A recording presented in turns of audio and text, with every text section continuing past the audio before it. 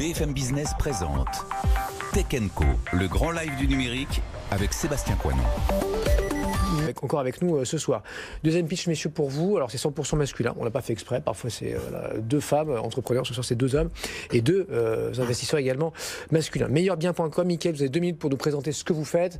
Si vous reste du temps, n'hésitez pas. Ça fait toujours plaisir aux VC de parler de votre équipe, qui fait quoi, etc. Donc, 120 secondes pour vous. Et puis ensuite, vous échangerez avec Gaël et François. C'est parti. Parfait. Eh bien, à l'origine, meilleurbien.com est une agence immobilière en ligne, comme il y en a beaucoup d'ailleurs, et qui existe depuis 2010. En 2018, j'ai réalisé que nous pouvions digitaliser et automatiser un grand nombre de tâches pour simplifier la vie des agents sur le terrain. Et donc, avec mon associé Julien Maudy, nous avons effectué un pivot dans le digital et nous avons créé l'offre B2B que nous aurions rêvé de trouver en fait à nos débuts. Et donc, nous avons développé une interface full digital. Nous proposons en fait aux agents, en fait, tous les agents en fait qui travaillent dans des agences traditionnelles ou dans des réseaux vont devoir reverser entre 30 et 50% de leur commission. Eh bien, depuis 1 an et demi, nous leur permettons de gagner 100% de leur commission sur toutes leurs ventes grâce à un simple abonnement mensuel. Et en plus, ils bénéficient d'une interface full digital, meilleurbien.pro, que nous leur avons développée pour piloter leur activité avec une vision globale. C'est-à-dire que de façon très intuitive, ils vont pouvoir suivre leur chiffre d'affaires, accéder à tous les logiciels, disposer d'une marketplace pour tous les différents produits, avoir une assistance administrative et juridique. Et en fait, la force de notre concept, c'est que nous sommes des experts métiers et nous connaissons exactement les besoins des agents sur le terrain. Et surtout, nous savons que nous n'avons pas besoin de leur prélever de 30 à 50% de leur commission pour leur offrir tous ces services et être rentables. Et donc, depuis notre début, il y a 1 an et demi, nous sommes passés de 5 agents en région parisienne à près d'une centaine dans plus de 40 départements en France et dans les DOM-TOM.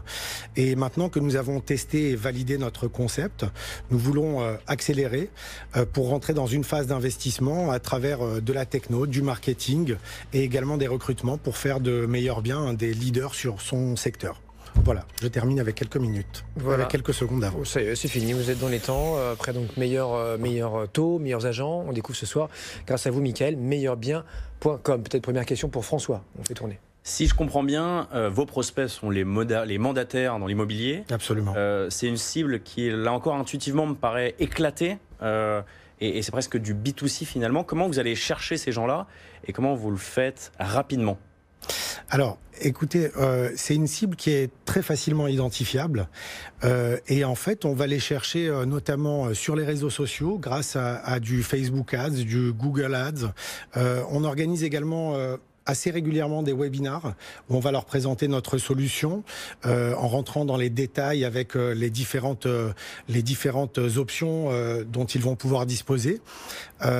Et puis maintenant que nous sommes déjà une petite centaine, assez facilement, on a pas mal de recommandations, pas mal de bouche à oreille à travers les agents qui nous ont déjà rejoints depuis maintenant presque 1 an et demi.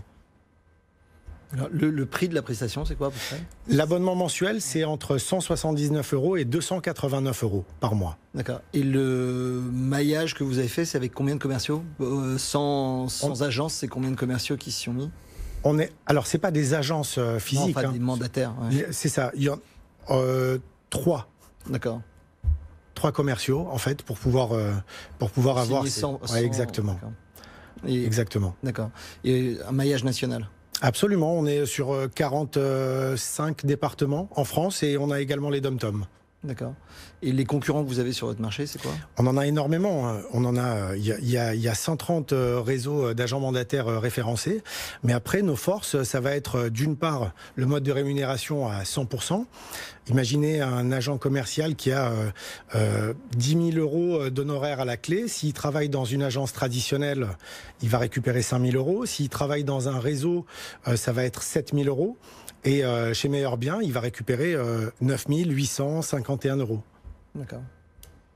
Juste pour revenir sur la criticité de la solution, aujourd'hui, si je comprends bien, ces mandataires, ils n'ont pas ou peu d'outils, et les outils qu'ils ont disposent de commissions très élevées. vous aujourd'hui, votre facteur différenciant et votre argument de vente, votre leitmotiv, il est financier, on ne prend pas de commission, vous allez gagner plus d'argent. C'est bien ça ? Pas que. Il y a déjà le côté commissionnement qui est extrêmement intéressant, mais il y a également le côté digital qu'on a vraiment développé, où les agents disposent des meilleurs outils pour pouvoir être ultra performants et être ultra compétitifs par rapport à la concurrence. Et en plus, ils vont bénéficier de prix réseau que nous avons. Donc, c'est pas que le côté commissionnement, il y a également le côté digital que nous avons apporté, et notamment grâce à cette plateforme que nous avons développé meilleurbien.pro, où ils ont absolument tout ce qu'il leur faut pour travailler et être dans les meilleures conditions, avoir les meilleurs prix et être le plus efficace possible. D'accord. Ça fait quoi ? Ça fait 1 an et demi, c'est ça ? Ça fait 1 an et demi que nous avons commencé le développement. Le churn, vous avez déjà des gens qui sont partis de la solution ? Bien sûr.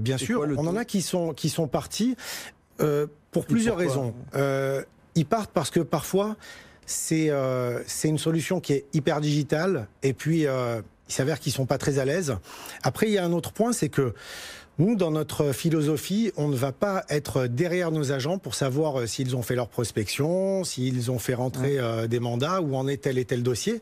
Et ça, parfois, il y a des agents qui ont besoin d'être poussés, qui ont besoin d'avoir ce suivi assez régulier. Donc voilà, ça fait partie des 2 raisons du churn que nous avons eu. D'accord. Okay. 2 sous-questions rapides. Le matin, quand vous êtes dans des mauvaises ondes, etc., quel est selon vous le défi qui va être le plus difficile à relever de votre propre point de vue ? Et la deuxième, elle est rapide. Quelles sont les stratégies futures ? Est-ce qu'il y a un développement de produits avec des nouvelles features, ou est-ce que vous comptez cibler le client final? Donc voilà, deux petites questions en une. Alors en fait, en termes de motivation, depuis qu'on a commencé à développer ce réseau, c'est extrêmement grisant, parce que c'est une autre brique qu'on a rajoutée à Meilleur-Bien, et c'est génial. Et puis surtout d'avoir les retours des agents. Ça, c'est vraiment, ça nous donne beaucoup de force pour continuer dans ce développement. On a des agents qui nous ont fait des retours. Il y en a un qui a travaillé pendant 17 ans dans une agence traditionnelle, et qui m'a dit « Michael, tu as changé ma vie ». J'ai dit « C'est un petit peu exagéré », mais clairement non, parce que au mieux, il était à 50% de ses commissions. Quand on passe de 50 à 100% pour le même job, ça change radicalement le film, d'un point de vue trésorerie pour lui. Ensuite, nos différents axes après de développement, ça va être la vente d'options supplémentaires, toujours sur ce mode d'abonnement. On a également une volonté de développement à l'international, et notamment en Europe, avec l'Espagne, le Portugal, la Belgique, l'Italie.